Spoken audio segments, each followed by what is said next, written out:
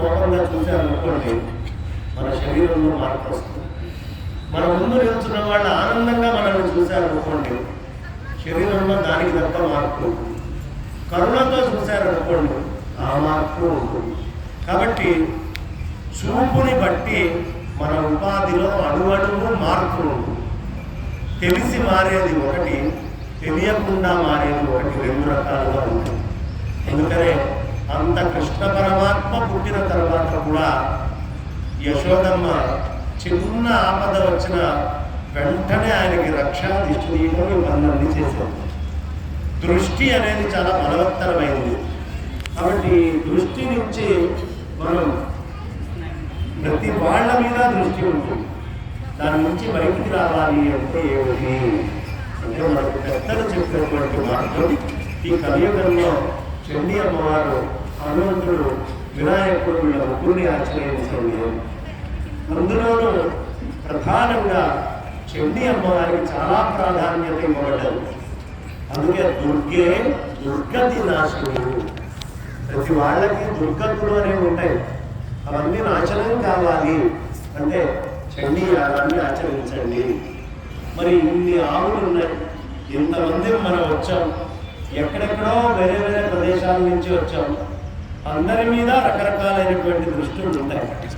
అవన్నీ దూరం పోవాలి అంటే ఖచ్చితంగా చండీ యాగము ప్రతి పూర్ణిమ కానీ, అమావాస్య చతుర్దశుల్లో కానీ, అష్టమి నాడు కానీ చేసుకోండి అని మార్గాన్ని మనకు పెద్దలు చెప్పారు. తద్వారా నిండు నూరేళ్ళు ఆరోగ్యంగా బలంగా ఉంటారు. దృష్టి జంతువుల మీద, మనుష్యుల మీద దూరం అవుతుంది. ఇది ప్రధానమైనటువంటిది మనకి ధర్మశాస్త్రాల్లో చెప్తుంది. ఇంకా విశేషము, దృష్టి దోషం వల్ల మనకి విభిన్నమైన విచిత్రమైనటువంటి సంతానం కూడా కలుగుతుంది. దీనిని క్వాంటమ్ ఫిజిక్స్లో నేను చెప్తున్న మాట ఇవాళ ఉన్నటువంటి సైన్స్ కూడా అందే మాట. గూగుల్ ఓపెన్ చేసి అబ్జర్వర్స్ ఎఫెక్ట్ అని కనుక చూస్తే ఒక ఫోటాను ఎవరైనా అబ్జర్వ్ చేస్తున్నప్పుడు ఒకలాగా వ్యవహరిస్తుంది, ఎవరు చేయనప్పుడు ఇంకోలాగా వ్యవహరిస్తుంది. కాబట్టి మన శరీరం అంతా కూడా అనేకమైన ఫోటాన్స్ తోటి తయారైంది. దృష్టిని బట్టి ఫోటాన్లో మార్పు ఉంటుంది అని క్వాంటమ్ ఫిజిక్స్ చెప్తుంది. కాబట్టి దృష్టి దోషాల నుంచి దూరం కావడం ఎలా అనేటటువంటి మార్గం మాత్రం ఇంకా సైన్స్లో లేదు, సనాతనమైన వైదిక సంస్కృతిలో ఉంది. దృష్టి దోషం వల్ల అకాలమైనటువంటి కలయికల వల్ల, ఏకాదశుల్లో కలిసిన, కలవకూడనటువంటి సమయంలో దంపతులు కలిసిన కొన్ని ఘోరాలు జరుగుతాయని ధర్మశాస్త్రం చెబుతుంది. అలా ఒక ఘోరం ఏమిటి అంటే ఆటిజం కిడ్స్ పుట్టడానికి ముఖ్య కారణము జెనెటిక్ డిజార్డర్స్ తోటి ఉండేటువంటి సంబంధాలు కలవడం. అది ఇవాళ వరల్డ్ ఆటిజం డే. పాపం ఆటిజం కిడ్ ఒకళ్ళ ఇంట్లో పుట్టారు అంటే ఆ ఇల్లు సమస్తమైనటువంటి సుఖాలకి అన్నింటికీ దూరం అయిపోయింది. ఆ పిల్లవాడిని చూసుకుంటూ ఆ పిల్లవాడే సర్వస్వం. వాడికి కళ్ళు ఉంటాయి కానీ మనలాగా చూడదు, వాడికి చెవులు ఉంటాయి కానీ మనం విన్నట్టుగా వినలేడు, వాడికి బుద్ధి ఉంటుంది మనం గ్రహించినట్టు గ్రహించలేడు. ఒక్క యాపిల్ అనే పదం వాడికి నేర్పించడానికి 3 సంవత్సరాలు పడుతుంది. తల్లిదండ్రులు వదిలిపెట్టలేక, బయట ఉండలేక, పక్కన ఉండలేక అనేక రకాలైనటువంటి ఇబ్బందుల్ని పడుతూ ఉంటారు. అలాంటి ఇబ్బంది పడేటటువంటి తల్లులకి, కుటుంబాలకి అన్నిటికీ కూడా ఆ చండీ అమ్మవారు పరాదేవత రక్షగా ఉండి పరాభట్టారిక వాళ్ళందరి కుటుంబాల్లో సంతోషాలను ఇవ్వాలి అని ఈ రోజున మనస్ఫూర్తిగా మనందరి కరతాళ ధ్వనులతో ప్రార్థన చేద్దాం. ఈ చండీ అనేటటువంటిది చాలా విశేషంగా మనం చేసుకోవాలంటే చాలా కఠినం. అన్ని పాఠాలు చెప్పి ఇళ్లలో చేసుకోలేదు, చాలా సమయం పడుతుంది అన్ని విధాలు. కాబట్టి ఇక్కడ సంకల్పంతో ఎవరో రూపాయి ఇస్తారా, ఎవరో రూపాయి ఇస్తారు, ఎవరికి డబ్బుతో సంబంధం లేదు. అయ్యా మా గోత్రనామాలతో చండీ చేయండి అని ఇక్కడ చెబితే చాలు. దీనికి ఆర్థికమైనటువంటి వ్యవస్థకి ఏ విధమైన సంబంధం లేదు అని చెబుతూ అమ్మవారిని ఎప్పుడూ విస్మరించకుండా, ఎందుకు అంటే మనమందరం చాలా తెలివిగల వాళ్ళం అనుకుంటాం. యాదేవి సర్వభూతేషు మాతృరూపేణ సంస్థిత. నువ్వెంత తెలివిగలవాడివైనా తల్లిని నువ్వు నిర్ణయించుకోలేవు. ఆ తల్లి అంతటా విశ్వవ్యాప్తము చెంది నిండి ఉంటుంది. కాబట్టి ఆ మాతృశక్తి ఆ తల్లి ఉంది. యాదేవి సర్వభూతేషు నిద్రారూపేణ సంస్థిత. నువ్వెంత తపస్సు చేసినా నీకు నిద్ర రాదు, ఆ తల్లి అనుగ్రహిస్తే తప్ప. మన బుద్ధి మన మనస్సు పడుకున్న తర్వాత వచ్చేది నిద్ర. మన బుద్ధి మన మనస్సు ఆలోచిస్తే వచ్చేది కాదు నిద్ర. కాబట్టి మనం ఏం చెయ్యలేమో అవి ఆ తల్లి చేస్తుంది. యాదేవి సర్వభూతేషు క్షుధారూపేణ సంస్థిత. మన కడుపులో ఆకలి మనం అనుకుంటే పుట్టదు. ఆ అమ్మవారే ఆకలి రూపంలో ఉండి నీకు కలిగించి ఆ ఆహారాన్నిచ్చి నిన్ను శక్తివంతుడిని చేసుకోండి. కాబట్టి ఎంత తినాలో కూడా మన చేతిలో లేదు. అమ్మ అనుగ్రహిస్తే భోజనం, ఆగ్రహిస్తే లేదు. యాదేవి సర్వభూతేషు బుద్ధిరూపేణ సంస్థిత, జ్ఞానరూపేణ సంస్థిత. ఇవి మనం చేయగలిగినవి కాదు. మనం తిన్న అన్నాన్ని కూడా మనం అరిగించుకోలేము. ప్రతి ఒక్క కణము trillions and trillions of cells, ప్రతి ఒక్క సెల్లు దాని అంతటా అది దాని తెలివితో ఆ ఆహారాన్ని తీసుకొని అరిగించుకొని మన మనస్సుని తయారు చేసి అన్నం తెచ్చిపెట్టు అని అడిగితే మన మనస్సు పనిచేస్తుంది. కాబట్టి ఆ తల్లే పరాశక్తిగా ట్రిలియన్స్ అండ్ ట్రిలియన్స్ ఆఫ్ రూపంలో ఈ ఉపాధిలో ఉండి బయట నుంచి ఆహారాన్ని తెచ్చుకోవడానికి ఇంద్రియాలనిచ్చి తిన్న అన్నాన్ని కూడా అరిగిస్తోంది. అందుకనే ఏనుగు కరిగించిన మన బుద్ధి మన మనస్సు కాదు, ఆ తెలివే అరిగిస్తుంది. చిన్న బ్యాక్టీరియాలు అరిగించిన అమ్మవారే అరిగించాలి. ఆవిడ అరిగిస్తే అన్నం. కాబట్టి అంతటా నిండి ఉన్న ఆ పరాశక్తిని మనం ఎప్పుడు మర్చిపోకూడదు అనే గుర్తే ఇది. దాంట్లో భాగంగా మనందరికీ తెలుసు వైశాఖ మాసం రాబోతోంది. ఈ వైశాఖ మాసము శంకర జయంతి ఉత్సవాలు అని మనం 26 సంవత్సరాలుగా నిర్వహించుకుంటూ ఉన్నాం. ఈ సంవత్సరం 27వ సంవత్సరం. అంటే నాకు దగ్గర 21వ సంవత్సరం వచ్చినప్పుడు నేను ఆరంభించా శంకర జయంతుని. ఆనాడు బ్రహ్మశ్రీ మల్లాది చంద్రశేఖర శాస్త్రి గారు చతురామ్నాయ పీఠాలు మన ఆశ్రమానికి వచ్చినాయి. ద్వారకా, బదరి, పూరి, శృంగేరి అందరూ పీఠాల వాళ్ళు మన సంస్థలోకి వచ్చారు. ఇక్కడి నుంచి సందేశాలను అనుగ్రహించారు. కాబట్టి చాలా విశేషంగా చేసుకుంటున్నాం. ఈ సంవత్సరం మనం ఏప్రిల్ 18వ తారీఖు నుంచి 27 దాకా సహస్ర చండీ యాగం. ఒక చండీ చేసుకుంటేనే ఇంత ముగిసిపోతున్నామే. 1000 చండీ పాఠాలు జరుగుతాయండి ఆగకుండా. 1000 చండీ పాఠాలు. ఆ 1000 చండీ పాఠాలు చేస్తూ అమ్మవారికి పూర్ణాహుతి అవుతుంది. దగ్గర 130 రకాల వస్తువులతో అమ్మవారికి పూర్ణాహుతిలో సమర్పించడం జరుగుతుంది. ఎక్కడా మనం తక్కువ ఎప్పుడో కానీ చూడలేము సహస్ర చండీ. అలాంటి సహస్ర చండీ యాగం ఏప్రిల్ 18 నుంచి 27 దాకా 27వ తారీఖు పూర్ణాహుతి. దీన్ని చక్కగా మనందరితో కలిపి చేసుకోవడానికి అనేక మంది ప్రముఖులు మనతో పాటు కలిసి ప్రెసిడెంట్ల దగ్గర అద్భుతమైనటువంటి అవార్డు పొందినటువంటి జయంతి సావిత్రి గారి హరికథ 18 సాయంత్రం 19వ తారీఖు నాడు నండూరి శ్రీనివాస్ గారు మనందరికీ సుపరిచితులు.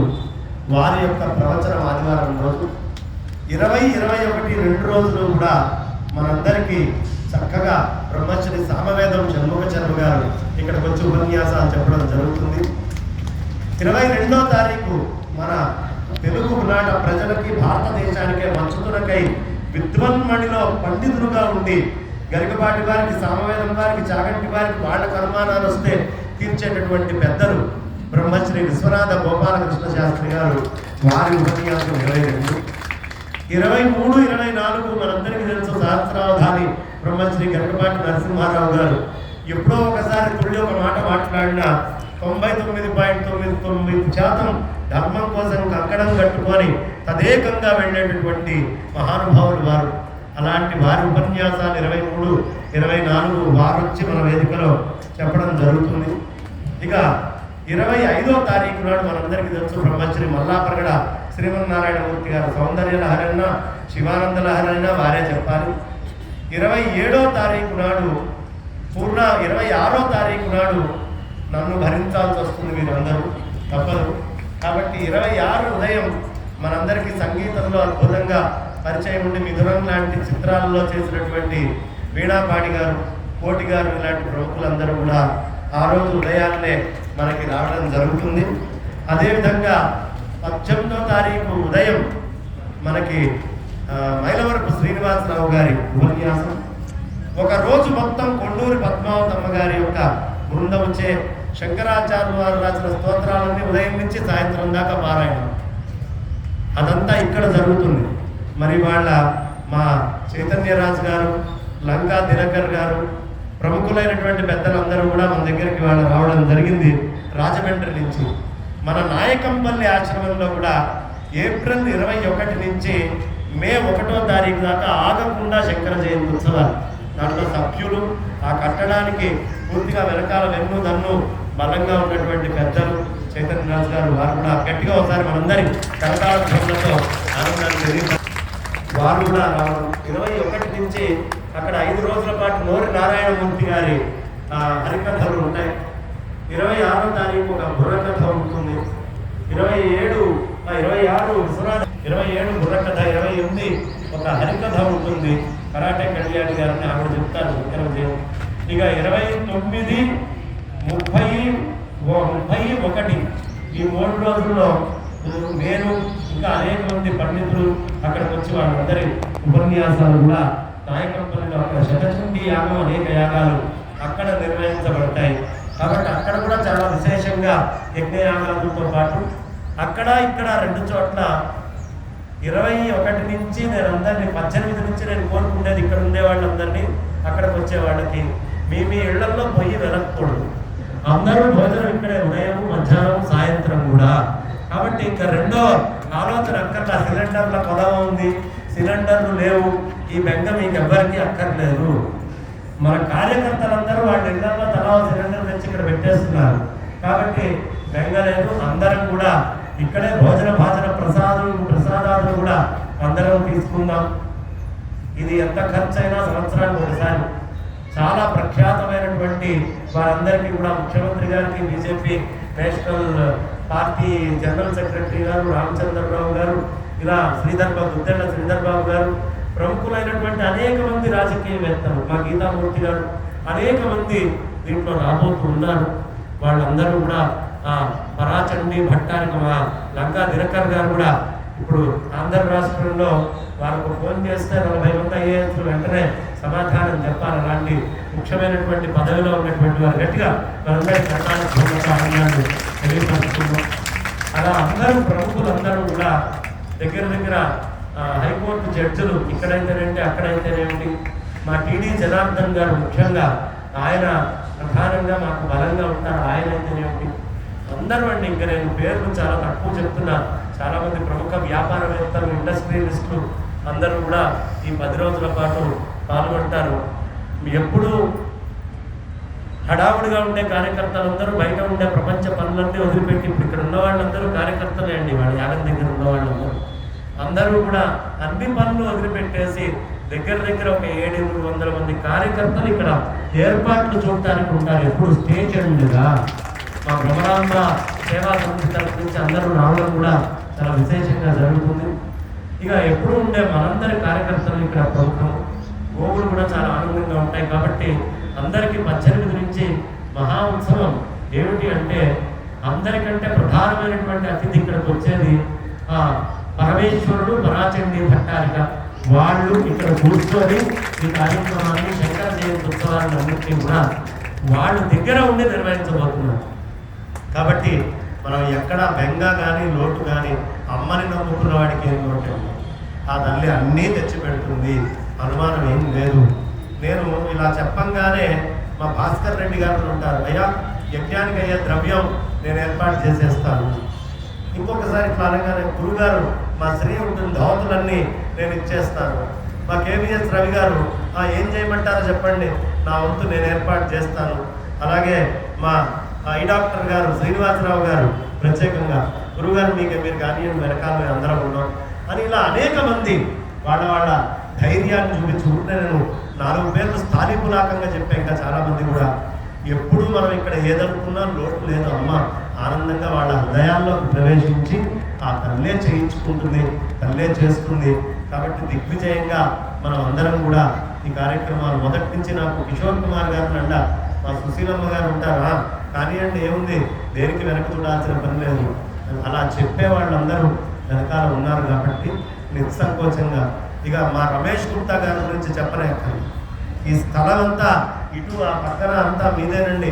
చక్కగా గోవుల కోసం బ్రహ్మాండంగా వాడండి. గోవుల కంటే ఎక్కువెవరు ఆయనను పాపం చాలామంది ఇబ్బంది పెట్టారు.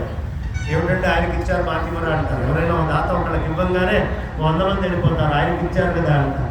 అవేమీ లెక్క చేయకుండా మీరు కానివ్వండి బ్రహ్మాండంగా ఆచంద్రతారార్థం ఆనందంగా ఆవులు ఉండాలి అనే సంకల్పంతో వారు ఉండడం గట్టిగా ఉంటారు. కాబట్టి మా జిల్లా మల్లయ్య గారు అయితేనేంటి, మా లాయర్ నరసింహారావు గారు వరంగల్ నుంచి వారైతేనేంటి, ఎవరు ఒక్కళ్ళు కూడా వెనక్కి తగ్గేది లేదు. మా చామర్తి గారు ఎప్పుడున్నా చండీ యాగం అంటే అక్కడ కూర్చొని ఉంటారు అంతే. ఆ దంపతులు నిరుడు అమ్మవారి యొక్క అనుగ్రహానికి ఇక్కడ ఉన్న ప్రతి కార్యకర్త అలాగే. ఇప్పుడు నేను పేర్లు చెప్తే అదే ఒక సహస్రనామం అవుతుంది. అందుకని సమయాన్ని చూసుకోవాలి కాబట్టి, భోజన సమయం కాబట్టి మా కార్యకర్తలందరినీ ప్రతి ఒక్కరిని పేరు పేరున గుర్తుంచుకొని మాకు ఇక్కడ శంకర జయంతుల్లో పనిచేస్తే ఆషాఢ శుద్ధ ఏకాదశి వానరక రుక్మిణి కళ్యాణం రోజు వాళ్ళందరినీ సత్కరించుకోవడం, వాళ్లే స్వయంగా దీనికి యజమానులను పూజించుకోవడం, ఎవరెవరు పనిచేశారో వాళ్ళే యజమానులు. అలా మాకు ప్రతి ఆషాఢ శుద్ధ ఏకాదశికి ఆ కార్యక్రమం ఉంటుంది కాబట్టి అప్పుడు మళ్ళీ అందరికీ కూడా కార్యకర్తల పేరు పేరు లిస్టున నేను చెప్పడం. మా జానకమ్మ గారు అయితే దీనికి ఈ తల్లిలాగానే ఈ సంస్థకి ఇది మొదలైన దగ్గర నుంచి ఆవిడ చిన్న గిన్నె తోమాలన్నా పెద్ద పని చేయాలని, వాళ్ళ చండీయాగం అవుతుంది అంటే ఎవరేమి ఇస్తారని నేను చూడను. ఆవిడ ఉన్నారు కదా, ఆవిడ వెంటనే భోజనాలైనా బ్రాహ్మణ దక్షిణలైనా గురుగారు నాది బాధ్యత అంటారు. గట్టిగా ఒకసారి ఇక మా సిద్ధార్థ గారు ఇప్పుడు లేదు, లండన్ వెళ్ళారు శ్రీరామనవమికి. ఆయన బ్రహ్మత్వంలో ఇక్కడ మా భవానీ శంకర్ గారి బ్రహ్మత్వంలో మన నాయకంపల్లిలో విస్తృతంగా కార్యక్రమాలు. అక్కడ అలివేలు మంగమ్మ గారిని 2 ఎకరాలు ఆవిడ మొట్టమొదట నన్ను తీసుకెళ్ళి ఆశ్రమం గోదావరి జిల్లాలో నన్ను తీసుకెళ్ళి దింపినటువంటి వారు ఆవిడ. అదేవిధంగా కృష్ణా జిల్లాలోకి పూర్వమే చాలా బలం ఉన్నప్పటికీ బలంగా అక్కడ ఏర్పాట్లు చూడబోతున్నటువంటి వారు మా చైతన్యరాజు గారు. కృష్ణా జిల్లాలో కూడా శంకర జయంతులు ఘనంగా చేసే ఏర్పాట్లు తొందరలో చేసుకోబోతూ ఉన్నాం. దానికి కూడా అతి త్వరలో అక్కడ ఏర్పాట్లు అవుతాయి అని చెబుతూ చాలా విశేషంగా ఈ కార్యక్రమాన్ని నిర్వహించుకుందాం. ఇవాళ ఇంతమంది పెద్దలు మీరందరూ రావడం సహృద్భావంతో ఆ పరాభట్టారిక చండీ అమ్మవారు మీ అందరి కుటుంబాల్లో కూడా ఆనందాన్ని అనుగ్రహించాలి అని కోరుకుంటూ ఇక్కడ ఉన్న బ్రాహ్మణోత్తములందరూ కూడా వాళ్ళు ఏ ఒక్కళ్ళు ఫోన్లు తీసుకోవడం మాట్లాడటం పరధ్యాస లేకుండా అమ్మవారే సర్వస్వము అని ఇక్కడ చండీ యాగాలు చేస్తూ ఉంటారు. ఇది శృంగేరి పీఠము, జగద్గురువుల దగ్గర నుంచి వచ్చినటువంటి నిబద్ధత ఇక్కడ ఉన్నటువంటి వాళ్ళు. అందుకని శృంగేరి జగద్గురువులు అనంత శ్రీ విభూషితులు శ్రీ శ్రీ శ్రీ భారతీ తీర్థ మహాస్వామి చరణులు శ్రీ శ్రీ శ్రీ విధుశేఖర భారతి మహాస్వామి చరణుల దివ్య ఆశీస్సులతో ఇది ఇంకా వైభవంగా చేస్తూ ఈ మధ్య కాలంలోనే మనకి తెలంగాణలో పటాంచలం నుంచి అరగంట దగ్గర వెళ్తే మాదాపూర్ నుంచి 1 గంట వెళ్తే ఒక 6 ఎకరాల స్థలాన్ని ఒక దాత మన సంస్థకి ఇవ్వడం జరిగింది. అక్కడ కూడా పెద్ద ఎత్తున గోశాల అన్ని కూడా వైభవంగా నిర్వహించి అక్కడి నుంచి కూడా విస్తృతంగా అన్నదానాలు జరగాలి. ఎక్కడికి వెళ్ళినా అతి త్వరలో సిద్దిపేటలో కూడా ఇంకొక 4 ఎకరాలు ఏర్పాటై ఫైనల్ అవుతోంది. అక్కడ కూడా ఒక ఆశ్రమాన్ని మనం నిర్మించబోతున్నాం. అంటే ముందు హైదరాబాద్కి 4 పట్టణాల నుంచి ఎక్కడ వచ్చినా మన ఆశ్రమాలని తీసుకొని 5,000 రోడ్లలో వచ్చేటటువంటి ఏర్పాటు చేస్తూనే దీన్ని విస్తృతంగా మన ఆంధ్ర అయితేనేమిటి, అదేవిధంగా బెంగళూరు, తమిళనాడు అన్ని చోట్ల కూడా వ్యాప్తి చేయబోతున్నాం. ఇది విశ్వవ్యాప్తం కాబోయేటటువంటి సంస్థ. శంకర జయంతి అంటే భారతదేశంలో 20 దేశాల్లో ఒకటేసారి మన తత్వం చారిటబుల్ ట్రస్ట్ ఆదిశంకరాచార్య భక్త సమాజం నిర్వహిస్తుంది. అది దేశంలోనే, విదేశాల్లో, ప్రపంచంలో 20 దేశాల్లో ఒకటేసారి అవుతుంది. అమెరికాలో అవుతుంది, జర్మనీలో, స్కాట్లాండ్లో, సింగపూర్లో, నేపాల్లో, ఇట్లా 20 చోట్ల చాలా విశేషంగా మనం చేయబోతున్నాం. యూకేలో చేస్తారు, ఆస్ట్రేలియాలో, కెనడాలో అలా విశేషంగా మనం చేస్తూ ఉన్నాం ఈ ఉత్సవాల్ని. ఇంకా విస్తృతం చేద్దాం అని చెబుతూ, ఇంకా ఆలస్యం చేస్తే ముందు రామచంద్ర అనాలి. మనం అందరం ఎప్పుడు అంటాం? అన్నమో రామచంద్ర అంటాం. అమ్మవారికి కూడా నివేదన సమయం అయింది. అయిపోయింది నివేదన. ఉపాసన చక్కగా అయింది. 18 నుంచి ఏప్రిల్ 18 నుంచి మే 1 దాకా మామూలుగా వచ్చే జనాలందరికీ ఉత్సవం అండి. ఇవాటి నుంచి మే 5వ తారీఖు దాకా కార్యకర్తలందరికీ ఉత్సవం అండి. వాళ్ళకి ఇంకా నిద్రాహారాలతో అందరం కలిసి గట్టిగా కార్యక్రమాన్ని ఆరంభం చేస్తున్నామని చెప్పి ఇతర కార్యక్రమాన్ని నిర్వహించారు.